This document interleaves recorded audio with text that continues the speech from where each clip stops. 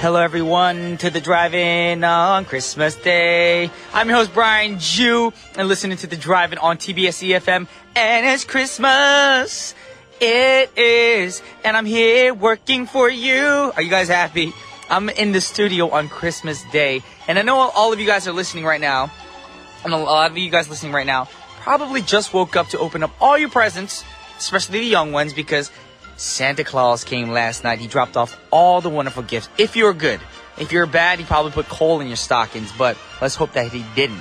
And I know some of you listeners are living in places where it's still Christmas Eve, so thanks for tuning in on such an important day. And now you're just oozing with anticipation of what's going to happen tomorrow. And today, because it's Christmas here in Korea, every movie we're going to talk about will be from a Christmas movie from the 1960s or earlier. Yes. It's going to be all the classic Christmas films. And today's first song comes from the 1944 film Going My Way, starring Bing Crosby. Crosby plays a priest who has been assigned to a new parish in this film. And this is a classic Christmas movie because in the last scene, there's a going-away party at the church on Christmas Eve. And Bing Crosby, one of the greatest singers of his generation, he sings in this movie as well. And this is him singing Swinging on a Star from the original soundtrack. So check it out. Welcome back to The Drive. And this is Brian Jew. And I just want to let you guys know how to get in contact with us here on Christmas Day. You can call the studio at 02-778-1013. Send us a text at sharp 1013 for a charge of 51. Or simply send us an email at efmdrivein@gmail.com or tweet away at efmdrivein. And if you have any requests or shout-outs or even a Christmas message, we urge you to send them as soon as possible or any time of the day. And remember, the song requests that you guys send in must be from a movie or a TV show. So after today, they don't have to be from a Christmas movie because Christmas will be over tomorrow. Anyways, it's time for the scene of the day.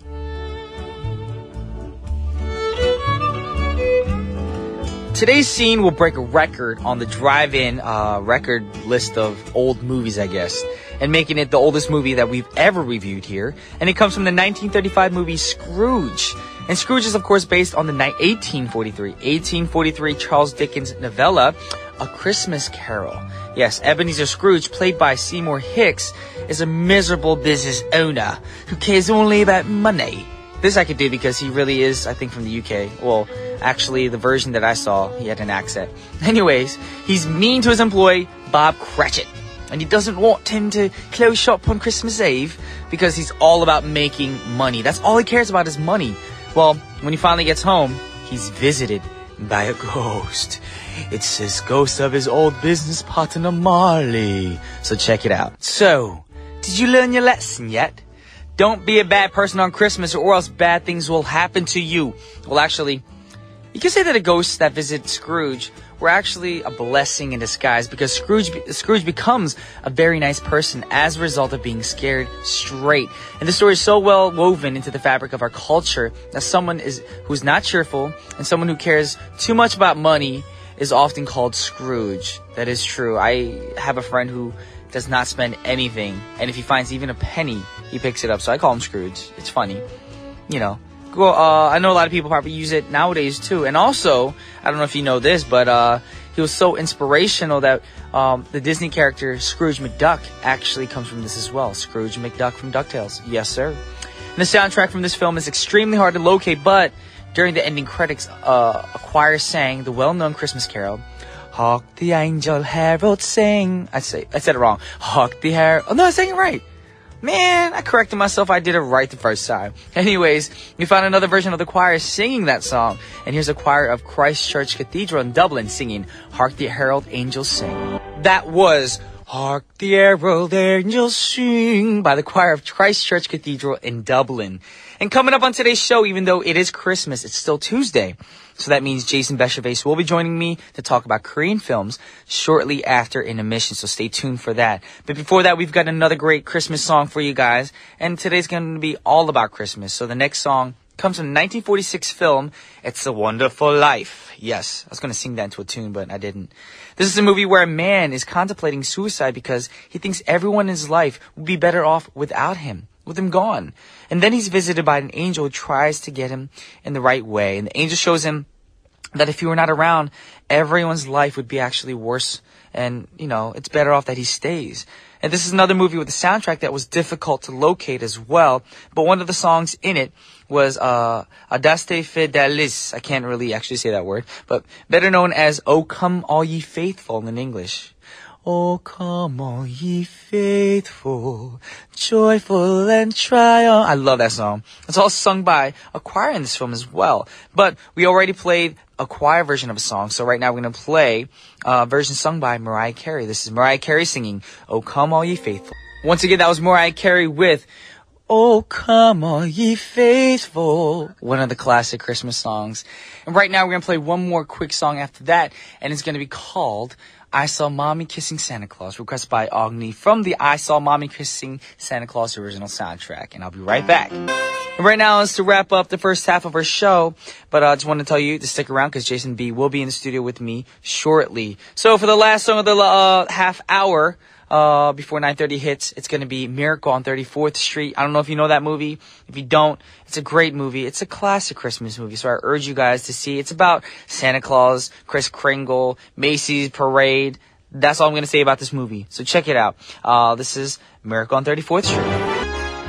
Welcome back to The Drive-In with your boy Brian Jew. And right now it's time for K-Film with Jason Bechavez. No response from Jason. I was waiting for one. I don't know what to say. I'm trying to sing, but I'm worried that I'm going to scare you all. And you never want to. Jason, you're here with me in the studio. Thank you very much. That was awful, right? Like, that was great. Everyone's just turned off their radios right now. They're now not listening to me anymore. You know what? People are probably really happy because today is Christmas! Christmas Day. Yes. Very Merry Christmas to everyone out there. I love Christmas, and so... Well, sing a little tune for them. Sing We Wish You a Merry Christmas. Something. Something for the listeners. Oh, no. If you start singing, I'll harmonize with you. Okay. We wish you a Merry Christmas. We wish you a Merry Christmas. We wish you a Merry Christmas and a Happy New Year. That was hard to harmonize with because your key went like up and down, up and down. So that's exactly what I've been saying. You know, I cannot sing like... But the good thing about it is you have heart in your music. That's very important. Heart and vigor, yeah. Good, yeah. Emotion, great emotion. I guess, certainly not any talent, unfortunately. It is talent. A lot of people will sing a tune, but they have no heart in the music. Yeah, true. So, yeah, you won't want to listen to me singing again. My wife is always telling me that I can't sing, and I think she's very right. You know? I'm not going to disagree with her, but I'm not going to agree with her either. Yes. But either ways, today, since it's Christmas, we're going to do something special. And instead of doing a new movie coming up or the movies that you liked in this week, we're actually going to do a wrap-up, aren't we? Yeah, we're going to do a wrap-up, although we are going to talk about a movie a little bit later that's coming out this week. Mm-hmm. But yeah, we're going to do a wrap-up of 2012. And so I'm going to give you a bit of a lowdown and tell you what I think about 2012, what happened in terms of Korean cinema in 2012. You know, firstly, one must mention Kim Ki-duk and his win in Venice, where he picked up the Golden Lion for his film Pieta. Now, this is significant because it's the first film to win a top award at one of the world's renowned film festivals. What I mean by that is Cannes, Berlin, or Venice. It's the first film to win the top award. A lot of people thought, well, what about Old Boy? Now, Old Boy actually won an award at Cannes, the Grand Prix, but that was not the top award. It wasn't the Palme d'Or. So this is the first time a Korean film has won the top award. And the question is whether it will get a nomination for the Academy Award for the Best Foreign Language Film. But I think it will be tough. But we'll have to wait and see. And yeah, I think it's absolutely fantastic that this movie got an award in Venice. I think it was I don't think it was necessarily expected. And I've seen Kim Ki-duk's movies, and I think this is reflective of his I think in terms of storytelling and his visual style, I think it's his strongest film yet. Thematically it's a little bit problematic, but I think it's certainly one of the best films of the year made here in Korea. And secondly, The Thieves. We have to, if you're talking about 2012, yeah, we talked about this a few weeks ago. You have blockbuster, yes. Yeah, you have to talk about The Thieves. directed by Choi Dong-hoon. The Korean title is Dodokdo, of course. And it surpassed 13 million admissions. Now, that's extraordinary. Now, this has become the most successful Korean film of all time. Wow. Now, this actually beats the Hosts, or Gwemul's tally, directed by Bong Joon-ho back in 2006. This movie, The Host, held the record, for the most popular Korean film ever for, 6 years. And so that's quite a long time. And 13 million admissions, that's incredible because, Korea's population, 45 million, I think. It's not massive. And so 13 million people went to see this. Although I'm sure some people went to see it twice, but it's very, very impressive. So that was another big feature of the year. And thirdly, the fact that admissions for Korean films surpassed 100 million is very significant, making it a record-breaking year for Korean films. And so, there's very few local industries that can boast such a record. Hollywood has a big influence on many local film industries, and it's very difficult for local film industries to prosper because, Hollywood are always turning out big blockbusters, and so it's quite difficult for local film industries to get off the ground. But Korea is one of the rare examples that can actually compete with Hollywood. And so it's fantastic to see Korean films becoming so popular. And The Thieves, like I said, surpassing 30 million admissions. And then Masquerade as well, Kwanghae, that made over 12 million admissions. So that's two films, made over 10 million admissions. That's just incredible. And then you have other sizable hits, very sizable hits, and they included Werewolf Boy, of course.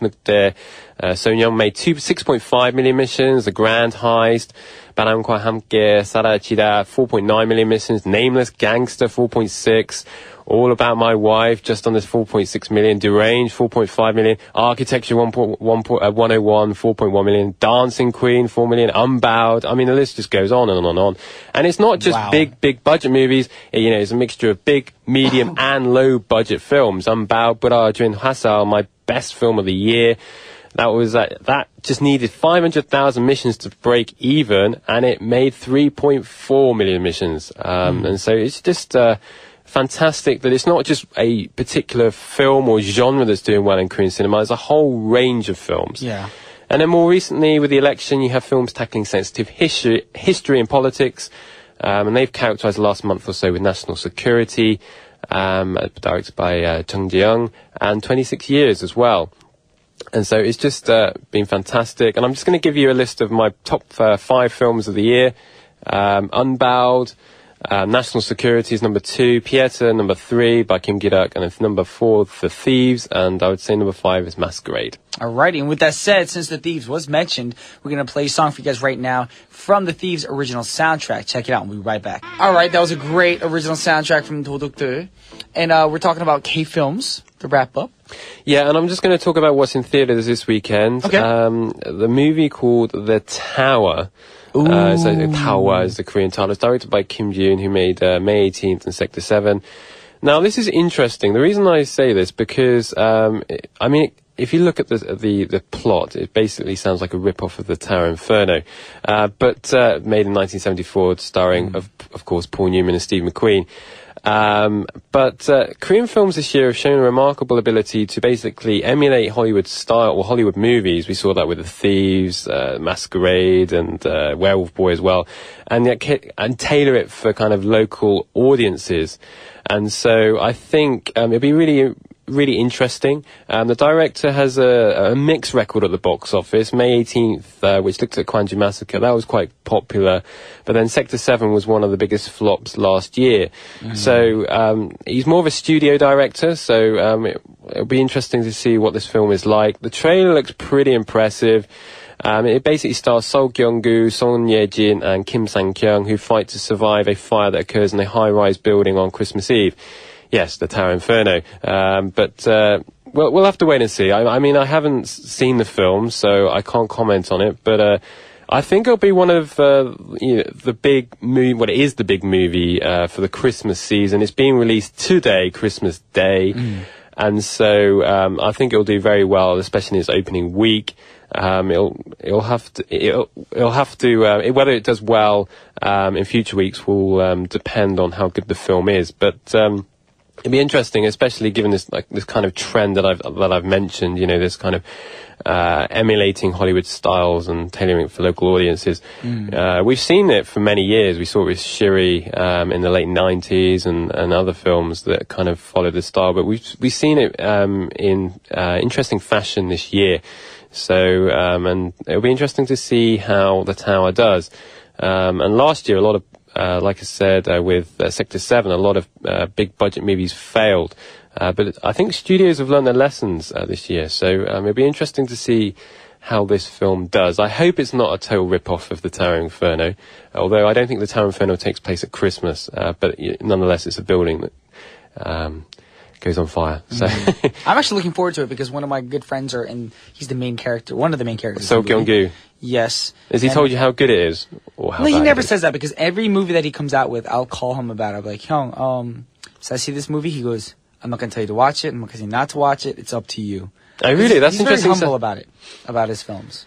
So. Well, I think playing a firefighter, he seems. I think that's who he plays in this movie. I think that seems quite a nice role for him. You know, he always often plays very strong characters. Strong characters, and his old that one movie where he played like a cop, a goofy cop. Well, the Public Enemy. Yes. Gonggongi I love his character in there because he plays a serious character, but then he has that goofy side of him that makes everyone laugh in the theater. Very rough cop, isn't he? Well, those movies were incredibly popular. I mean, even the more recent ones. So yeah.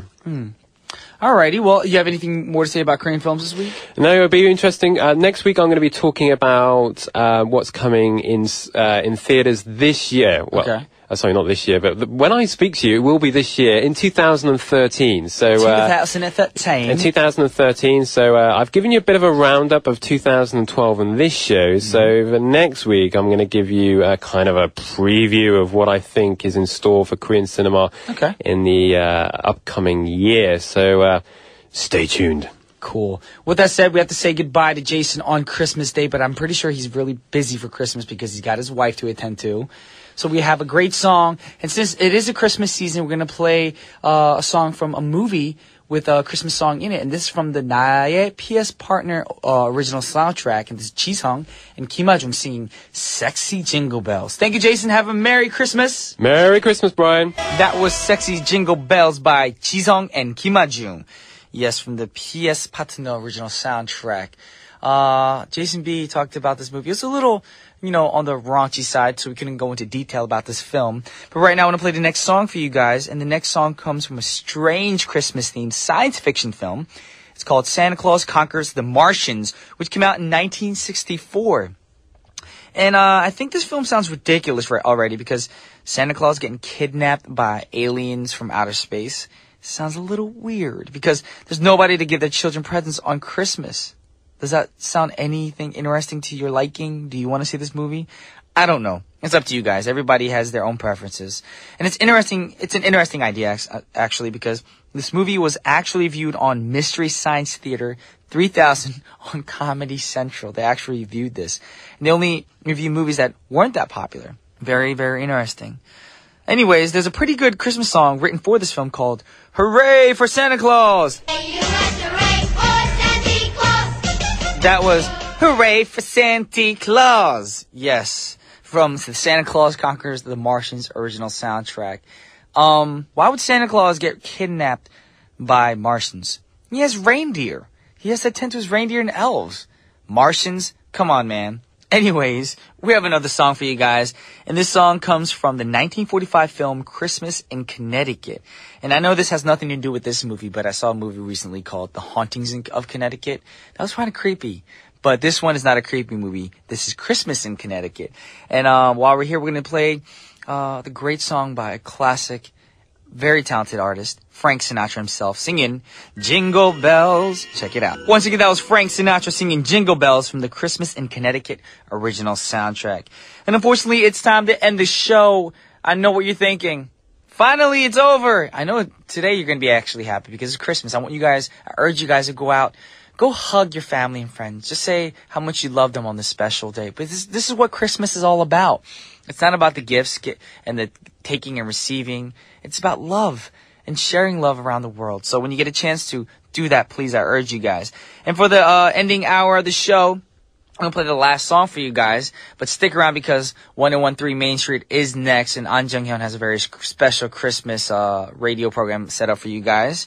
And the last song is requested by BFF Jaywalker's Asiatic, and it's What's This by Danny Elfman from the Nightmare Before Christmas original soundtrack. This is Brian Ju signing off on Christmas, and I'll see you guys tomorrow. Peace and Merry Christmas.